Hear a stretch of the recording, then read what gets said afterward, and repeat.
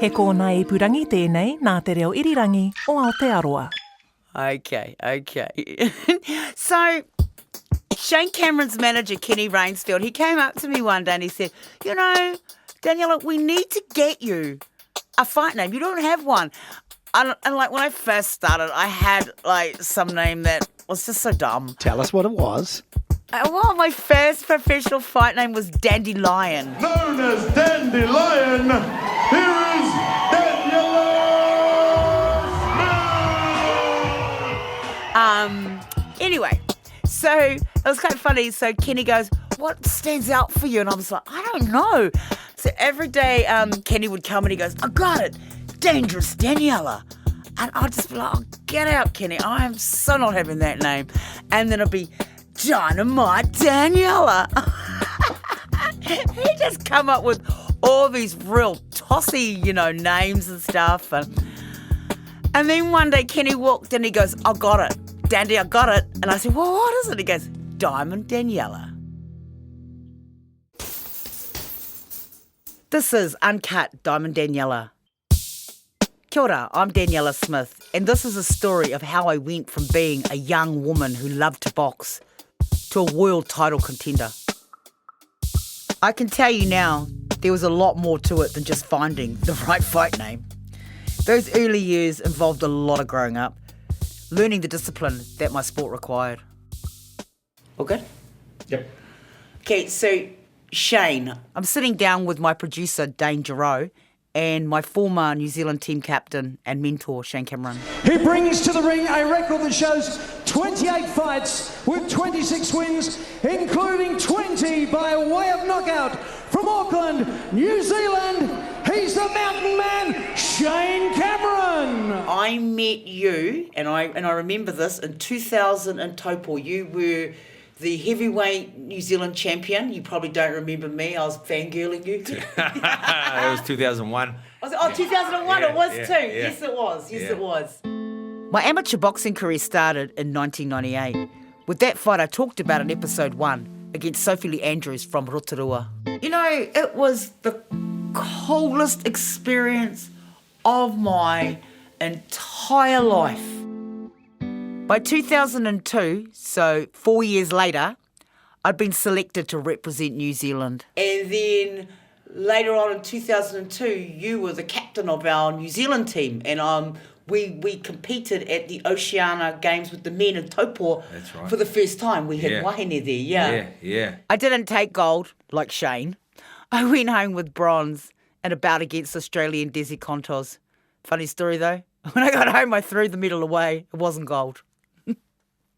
About a month later, I became the first woman to tour with the New Zealand men's team, heading with Shane and the boys to Melbourne, Australia for the Tasman Cup champs. I faced off against Desi again, but this time the result went my way. And you won gold there again, eh? Yes. We're the two that won. Yes. You know the ones that won. Yep, my man. And something that really blew me away was that I returned to New Zealand. I have no clue how this happened because nothing dodgy went on. I turned up back in New Zealand at my house with the heavyweight Tasman Trophy. Cup trophy, and I was just like, wow, okay. Hopefully Shane's got the welterweight. Yeah, I remember. Looked at it actually. Yeah. So, Too many, eh? Too many trophies. Don't even know where it is anymore. that was a good show too, eh? That was like top level, bright lights, big screens.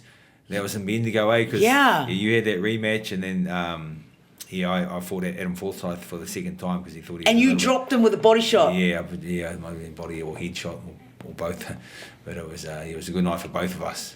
Yeah. I remember us as the New Zealand team standing there, and the national anthem playing, and I remember feeling like, this is really cool. I was Yeah. really proud. And I'm not a good singer. Yeah. But I'm belting out our national anthem. I'm like, I don't care. Proud as, just saying it really loud, singing really loudly, looking across at our opposition. Yeah. It was Yeah. a really cool feeling. Yeah, it was a cool feeling. Yeah. Winning in Australia meant qualifying for the 2002 World Champs in Turkey. That must have felt like a huge deal at the time. I remember telling all my uni mates, I'm going to Turkey, and how excited I was.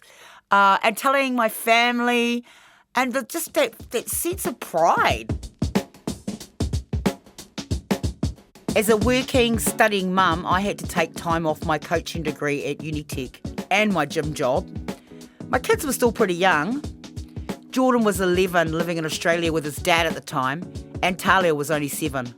So Talia always thought she was coming to Turkey because I kept saying Antalya. But Antalya is the place where I was going. She kept thinking I was saying Antalya's coming. So for years, she couldn't understand why she didn't go. So we're talking about Turkey, planning for it, training for it. But the reality was the funding hadn't even been confirmed, and there was no guarantee I was even going.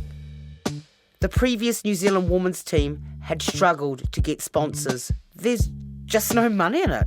Sadly, I don't think much has changed.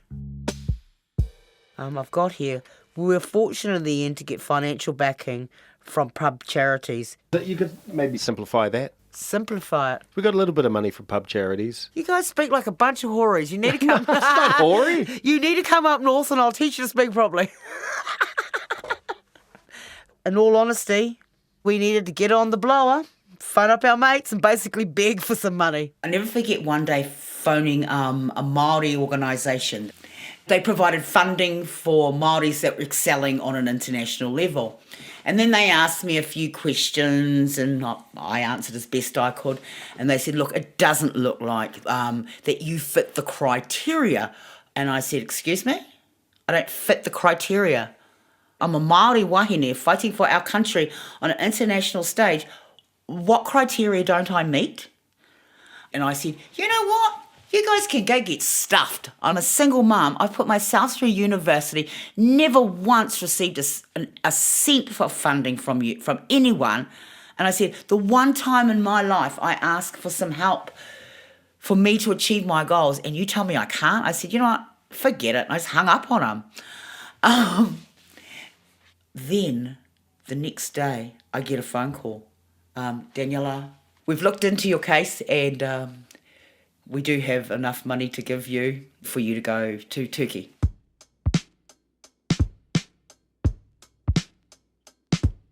So, that's us. Off to Istanbul and then a connecting flight to Antalya. I sound like an advertisement. Here we go again. It was such a beautiful city. You know, you look out and there's the Mediterranean Sea right there. And then you walk along these cobblestone paths. You get to these marketplaces, and I just remember always bumping into these men, and honestly, I've never been proposed to by so many men in my life. I don't think I've actually been proposed anywhere other than Turkey. I ended up with the nickname by the guys in the markets they used to call me Zena. And they'd come out and go, Zena, come in. And I'd go back to this marketplace most days. And honestly, I used to have so much fun with them. And I probably ended up getting ripped off. But I thought I was getting a bargain. What was on my mind going into that fight? The weight cut. And how much that's going to impact me in the ring, I guess. I was struggling to make the weight, and it's so funny because this is a weight I could make easily like later on in my career. 66 kgs was the weight I had to be, and I was struggling. Skipping at night, waking people up, making people mad, and saunas. Lots and lots of saunas. I still hate the blinking things to this day, honestly. How much are we talking? I mean, from memory, it would have been the night before, it would have been about 2 kilos, but sometimes that's really tough to get off. You know, you're already dehydrated, you're lean as anything. There's not a lot to get rid of. And back at this time of my career, I've never fought at this weight before. I actually went down a weight division. I was encouraged to go down a weight division. So it was in the early days of learning how to make weight.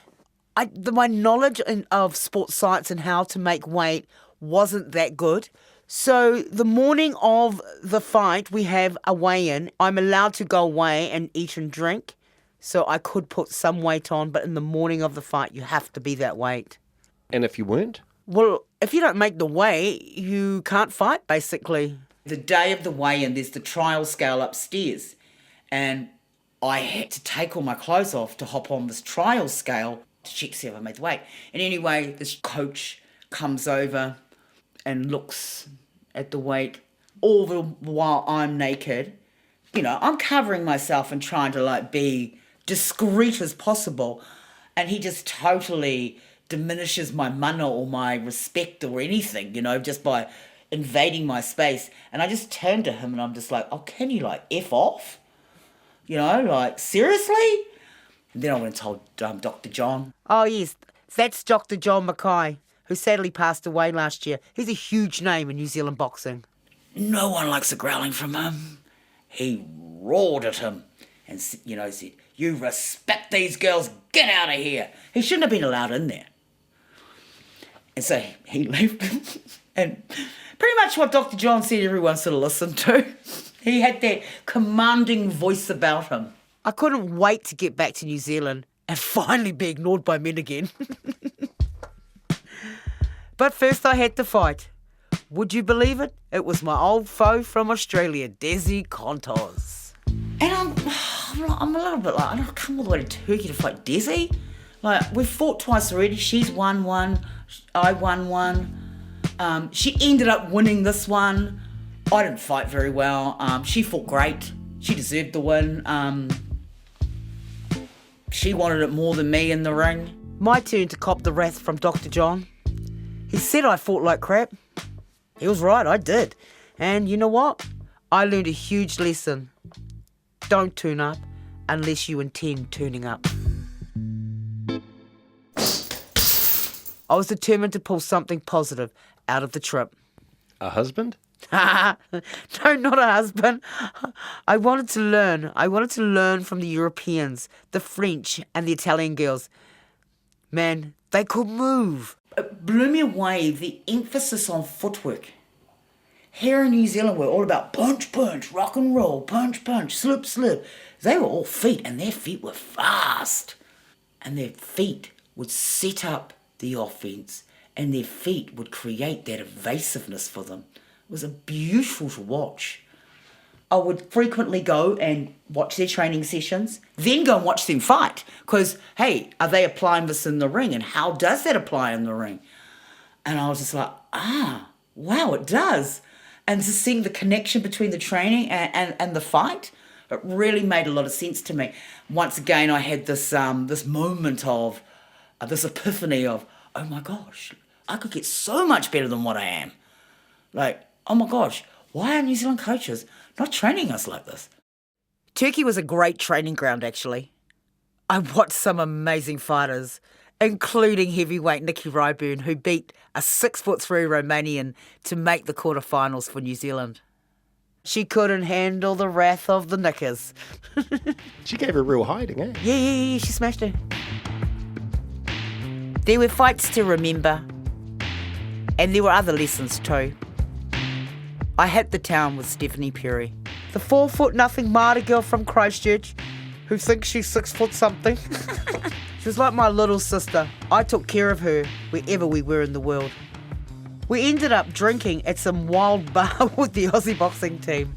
And then one of the Aussie girls, she was getting hit on by this Australian guy living in Turkey.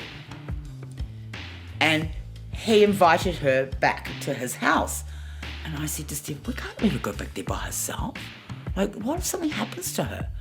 And so I said to Steve, well, we're going to have to go back with her. And so we went. We get back there and he's got this bar in his house, a really well-stocked bar. And he told us to help ourselves to whatever we wanted.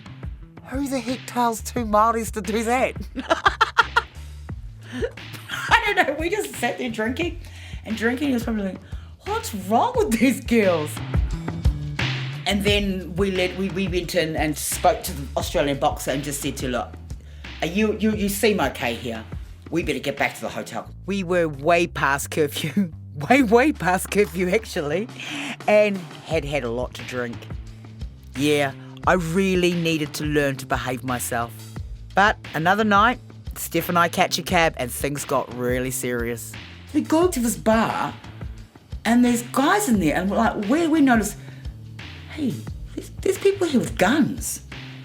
And I'm just like, oh man, what have we got ourselves in for? We're here with the taxi driver who's hitting on Steph.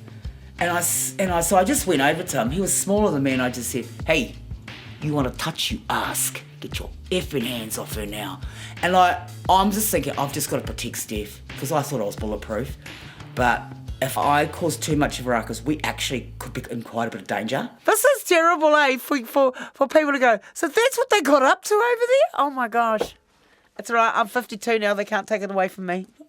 I know I can be dramatic, but it seriously looked like a scene from Dracula. There's cobblestone pavements and these roads and just these real dodgy characters, hanging around outside. It just looked like something from Dracula. And I was like, Steph, let's get her up. Let's get in the car.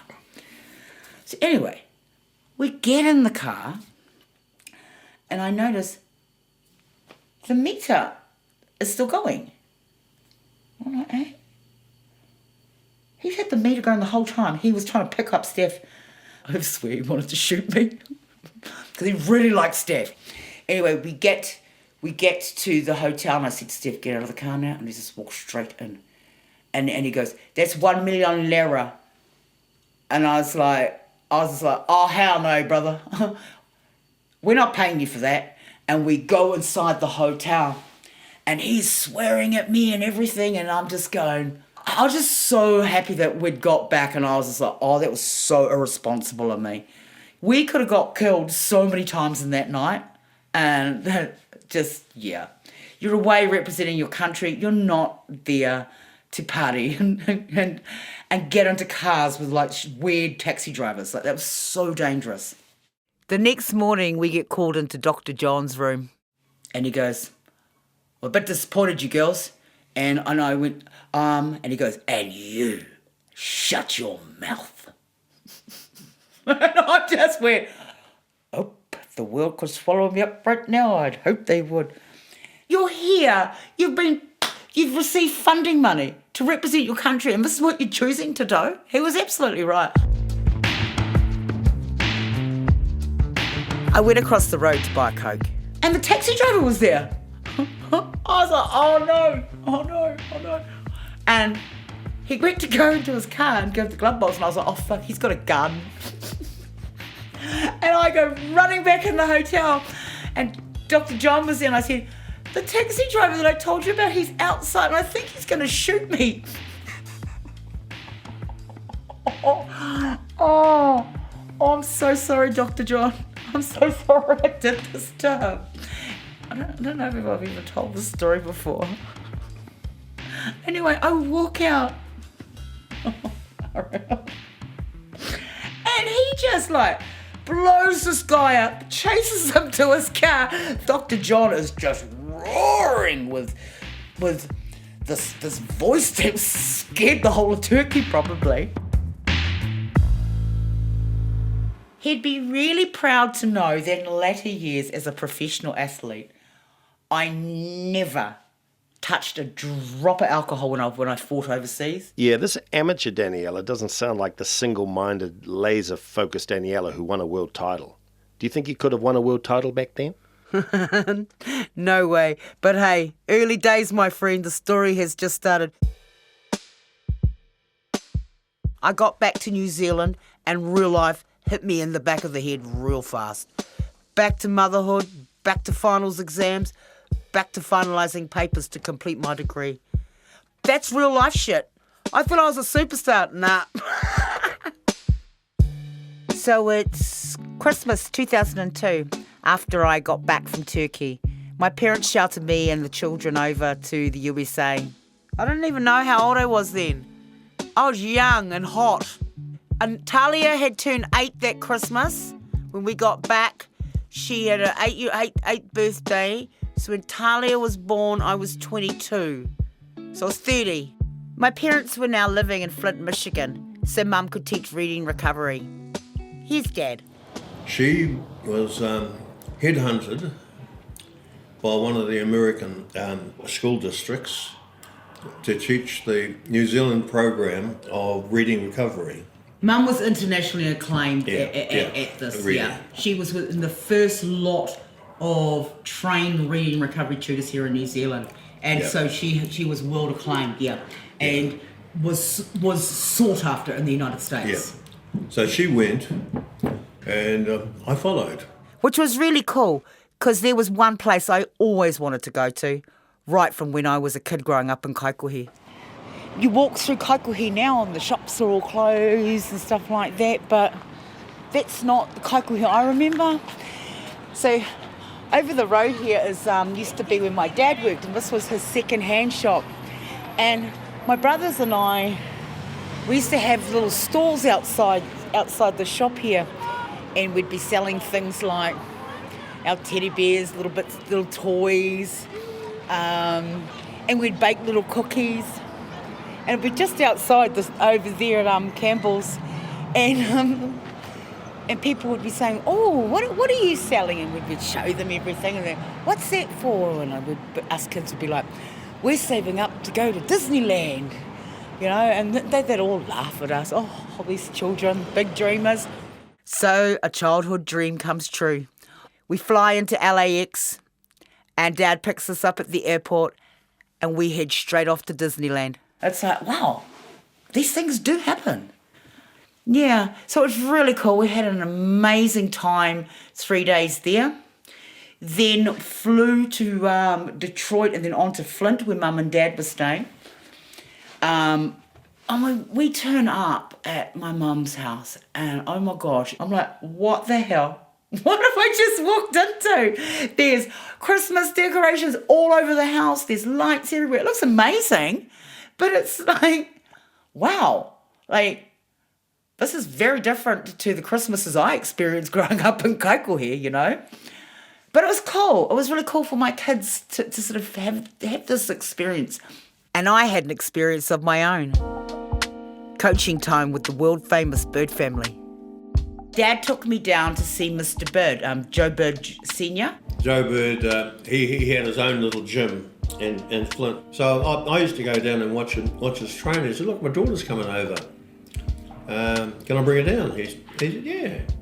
And of course, his son, Chris, was the world champion. Joe Bird's son, Christopher Cornelius Bird, was a two-time world heavyweight champion. He won the WBO title in 2000 after an upset win over the undefeated Vitaly Klitschko.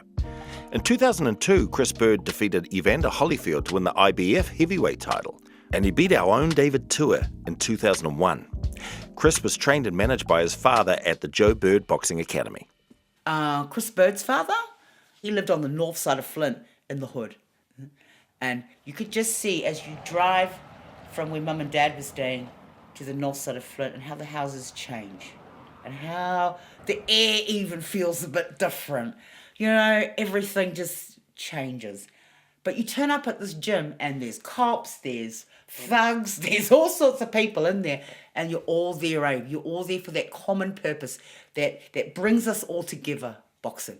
And it's so beautiful. And that's what I love about every gym.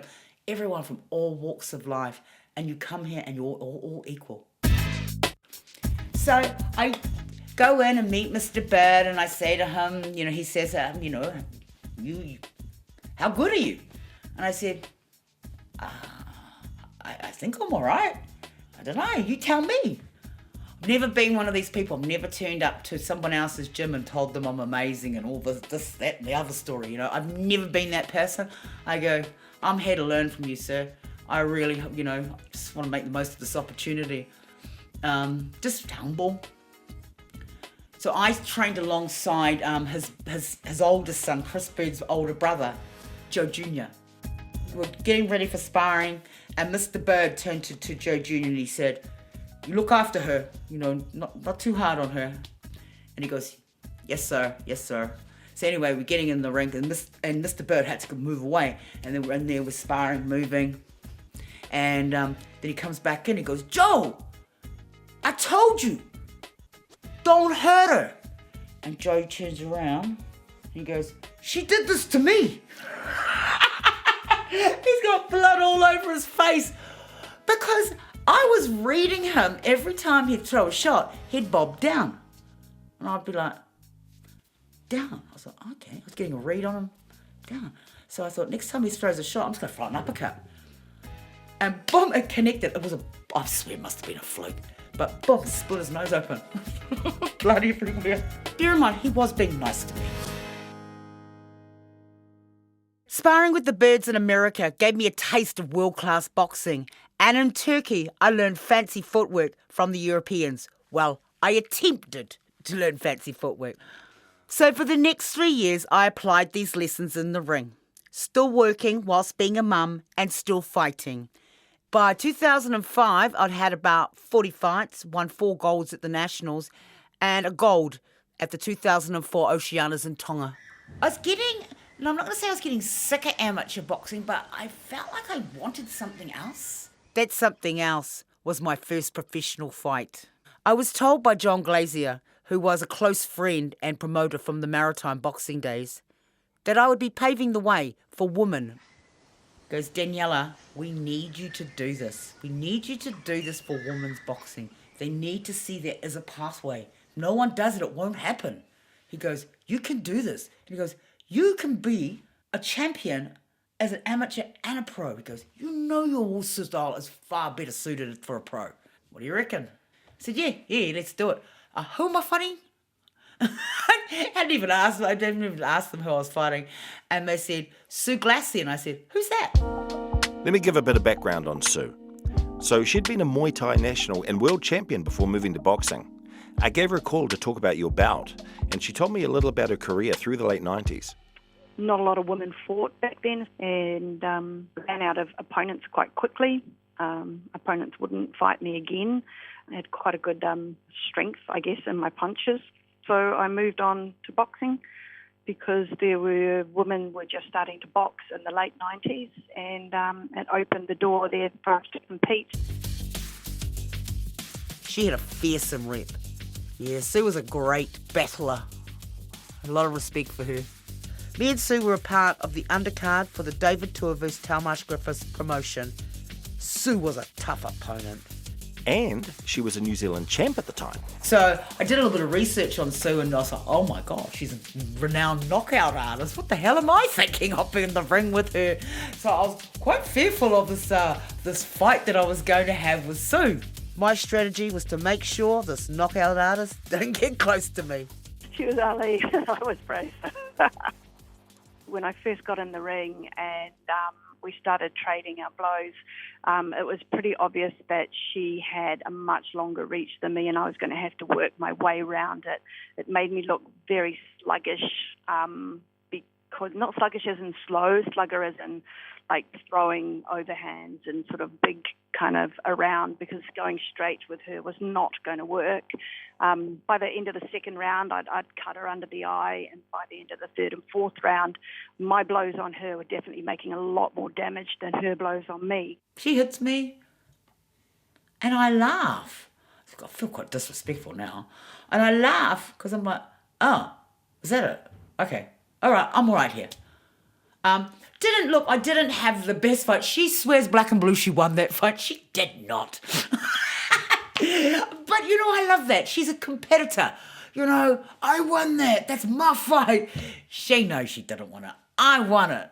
I don't even think it was close. Her reach and the tidiness of her technique was definitely outpointing me. So I think we were two very different styles of fighters in that fight, and I think that went in Daniella's favour. I think if we'd been fighting more in a not-so-technical style, I think that I probably would have pipped her at the end, to be honest. What was that moment like, winning your first professional fight? Did this mean you became New Zealand champ? It was a really cool moment, but no, it wasn't a New Zealand title fight. It was a 4-rounder. It was my first pro fight, and it was just about me getting in the ring and giving it a go with Sue for the first time. You would go on to fight Sue again in 2006, wouldn't you? Yep, that's correct. Was that one for the title? Yes, it was. It was a New Zealand title fight, and it was at the Headhunters gang pad in Maru Road. Let's remember, this is back in 2006. It's not uncommon.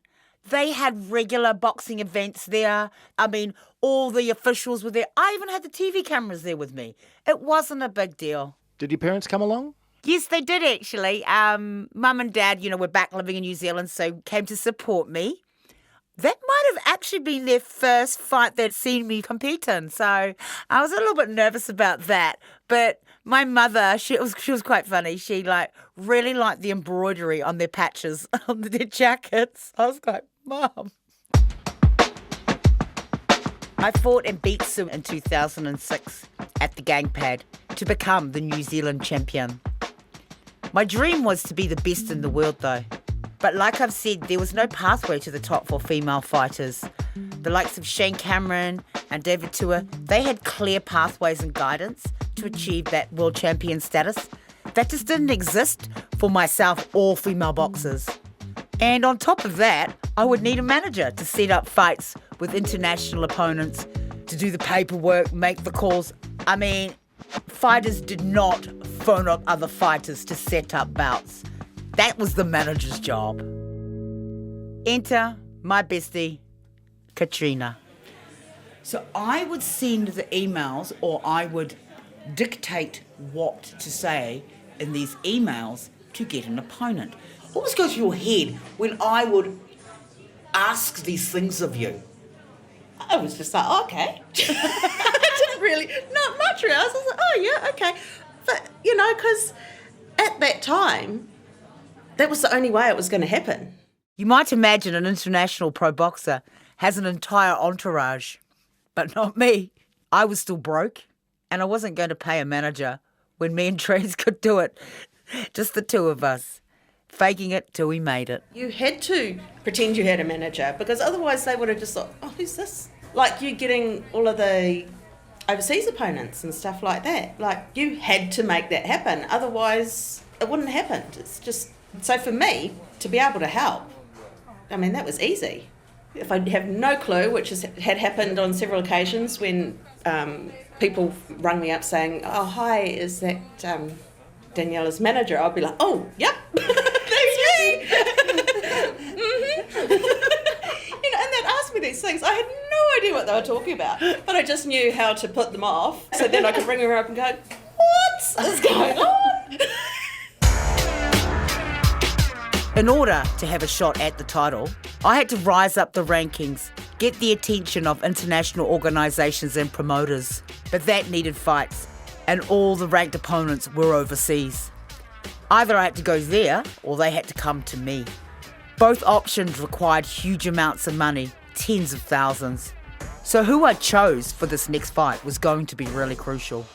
So what we did was, we looked at who was sitting in the top 10 in the world. So we looked at the top 10 in the world, because if you're going to pay any money, it's got to be someone who's quite highly ranked. And she would have been, I'm thinking, sitting at 7 or 8. She was from Argentina, Gabriela Zapata. I mean, looking back, I guess this was really risky. Financially, this was a huge risk. I had to come up with enough money for 2 airfares. Now I'm like, wow, I was obviously a very big dreamer.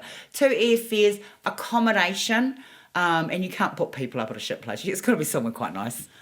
Her purse, which would have been something like $5,000 US, and I'm fighting quite possibly my hardest fight to date, or the most meaningful to date, on my path to becoming this world champion that I so badly wanted to be. We set up everything. We did all the organising.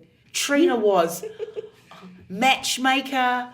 Trina was in charge of overseeing the caterers.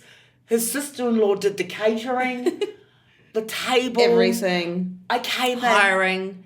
She did the diamond glitter on the table. Yeah, just everything. It was beautiful. So the night gets underway. We're at the ABA Stadium in Auckland. Tickets seem to have sold well. The undercard has started. So far, so good. Everything was running smoothly on the night. Everyone was happy. People were celebrating their wins, commiserating their losses in the pro events. Oh my gosh. And then I get Auntie Tui come upstairs and say, Bub, the pro boxer that was going to be fighting Robbie the Butcher Berich refuses to hop in the ring. Yeah, I think my language might have been a bit colourful. Yeah. That's Tui Gallagher, who was a huge help for this event. She's been the secretary of Auckland Boxing Association forever. She's also from up north and has always looked after me. Bear in mind, I'm in the middle of warming up for my fight. I look at Trina and I go, can't you guys sort this? And she goes, he just refuses to hop in the ring. He's been ripped off by promoters too many times. And I'm like, oh, grab a jacket, put my jacket on, because I'm my fight kit, go down the stairs, go down to the changing rooms, and I just go up to him and I said, come here, I promise you I will pay you. You see this lady here? After the fight, she will give you this envelope, but not before. Yeah? We got a deal? And he's, yeah. I'm just like, oh my gosh, this is for real. Here I am, having to manage other people. Oh, it's just like being a mother. It was now my time to shine, my time to be in that ring. It was my time to go out there and box. So anyway, I go down the stairs with my team. Apparently I look really scary and really staunch coming out. I had Monty Beetham in my corner. He'd been coaching me for a while now. And you'll hear more about our friendship later on. For this event, I was the manager, the promoter, and the fighter. And Monty was really worried about the impact this would have on me. When you're a professional athlete, you should only have to worry about your prep, your day, your moment against an international athlete, not have they done the catering, have they done the drinks or whatever, or selling the tables. That a couple of times, multiple times actually. Then I get in the ring, I look around, there's my family and, you know, everyone's just up and cheering for me, and it's such a good feeling. I loved it. Let me tell you, the mood changed once the bell rang. Gabriella, my Argentinian opponent, made sure of that. So round one starts. Getting out there, throwing hands. Oh my gosh, she hits me with this overhand right that seriously has the stadium spinning round in circles. I remember the right. Did she just daze you in that? It was yeah, because it was straight away, pretty much one of the first exchanges, and it was like boom, and it went whoa, and then I was thinking, no. I go in and I hold her, and I don't let go of her. I hold her, and I'm like, and in this moment I'm thinking, what the hell was I thinking bringing this person to New Zealand to fight? Oh my gosh, how the hell am I gonna beat her? Okay, get yourself together. And by this stage the ref's broken us up, so I don't want to get hit again. Okay, I want to get my head clear.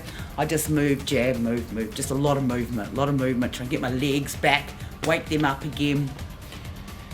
The bell goes, end of round one. Not the start I was going for. I go back, sit down in the chair. Monty, no water, not giving you any water. You get water when you box how I know you can. So she clearly won the first round, okay? So I'm sitting there, okay, I'm just still trying to bring myself together. There would have been various instructions. I don't remember any of them except no water. That's all I remember. So go back out there, round two. This round goes a bit better. I'm throwing them, I'm exchanging. I'm having moments where I'm winning the exchanges. Still not 100% fresh on my feet. Probably didn't win that round. Might have. Don't know, still to this day. Go back. The reason I don't think I won it, because I didn't get any water. But I'm still not fighting well enough. And I don't even know whether Monty was aware, but he just wouldn't give me water. In his head, it made sense. No, you don't deserve it, you're not getting it. I don't understand why I didn't give her water. Maybe I was shitty because she wasn't listening to me. and I think maybe because she had so much on her mind, and I remember sort of she wasn't there, you know, like, because there's a lot to contend with, you know, so there would have been an alright reason for why. But that's my memory. But it's not what you should do. You should just make sure your fighter is hydrated. Can I just remind you, this is a really important fight for my international ranking. It's a fight my friends and I have pulled together ourselves. I'm paying for everything out of the profits we make from the event. It's a night that could make or break my career. So I need to turn this around. Third round, I start coming on a bit stronger. I've got myself back. She's not hitting me like that again. That shot, I never saw that punch again. And then I just started rolling and popping shots off. And I certainly think from memory I won the third round because I got water. And I got water every round after that. And that was a really cool fight to have though. She brought out a side of me in boxing I've never known I could do. The punch, roll, set up combos over after that, roll again. Some really nice, clean, offensive combinations, but using defense to set them up. But that's Dandy, like she'll find a way. You tell her you can't do something, she'll find a way to do it. And that's something that I pride myself too. And then the referee says to me after, "Oh, that wasn't one of your best fights, Daniella." And I just looked at him and I said, "Oh, shut up." I was like, oh my gosh, I'm not fighting Jimbo from down the road. She's in the top freaking 10 in the world. She's good, man. Like, that was a hard fight. And I never forget, my first boxing coach, Anaru Harriman, said, he goes, "I've never known anyone other than you, Daniella, who out of her own money brings over someone that good. People don't do that. They bring over easy beats. You brought over someone that was bloody tough. You really had to fight to win that." And I won it. I was left with one regret from that night, though. Oh, no, not the low blow. I actually hit her on top of the head. On top of the head, And I remember, not with my elbow. I remember. No, I didn't. She'd kind of jumped all over me and I kind of pushed her head down. And her head was there and it was like there was a beacon going, "Hit me, hit me, hit me." And I knew I wasn't supposed to. And I just went, boom, on the top of her head. And I was like, oh, no. And it's so illegal and it's so naughty. And then I turned to the judge, "I'm sorry. I'm sorry. Because I knew I shouldn't have. I was like that little kid that stole the lolly and went, sorry, I ate it." There's been some fights where I've done some things I know you're not supposed to do and haven't felt bad, but I did feel bad in that moment. There was no need for it. I was winning the fight. I knew I'd done a real dumb thing. That was not, I shouldn't have done that. I wasn't a dirty fighter, so I shouldn't have done that. I had a chat to Shane Cameron about this. We've all got moments we'd like to do all over again. Yeah, well, it's good that you can laugh about it and talk about it. Like, you know, even my fight with Tour Man, and you know, it was pretty heated. These fighters are in tremendous physical condition. The mountain warrior, Shane Cameron, is it his coming out party? Is it the end of the era for David Tour? That's what this fight's all about. It is the fight of the century. You know, it was 7 years after that fight, and I thought, man, I need to catch up with him and just go, man, I'm sorry if I said anything wrongfully towards you, definitely not disrespectful or anything, just might have come across that way, but it's the fight game. In the moment, you thought that was the right thing to do. Well, yeah. And look at that. That's the beautiful thing about boxing, eh? Yeah. How now you're such good friends. Yeah. Oh, yeah. And that's it. They just put it all aside and. I'm really close with a lot of the people that have given me a hiding, or I've given them a hiding. You know. Yeah. It's such a strange sport where you can beat each other up and then afterwards you bloody give them a hug and go, "I love you, man, that was a good fight." Oh, you know, fucking, you know, busted you up and broke your jaw, fucking dropped you and like put you over. That's just respect, That's respect, you know, like it's a crazy sport, but such a humbling sport and a good sport, and just it was so good for me, you know. And look what it done for you too, eh? Well, absolutely, it did so much for me. Oh, the moments we could do over again, eh, Shane? Oh, well, you know, these things happen in this crazy sport. And it was about to get a whole lot crazier for me. My heart was racing and all those things were going on for me. I was just like, oh my gosh. My next fight would be for the IBF welterweight world title. My focus zoomed in on that one thing, that one moment. I get emails from the United States, "Don't take the fight." I would have to train like I'd never trained before. I am fatigued like beyond belief. That's all in the next episode of Uncut, Diamond Daniella. Thank you for listening to Uncut, Diamond Daniella, hosted by and all about Daniella Smith. I particularly want to thank Radio Wātea, Whakata Māori, Sky TV and Ngā Taonga for sharing audio of Daniella and her fights, which helped bring her journey alive. Thank you.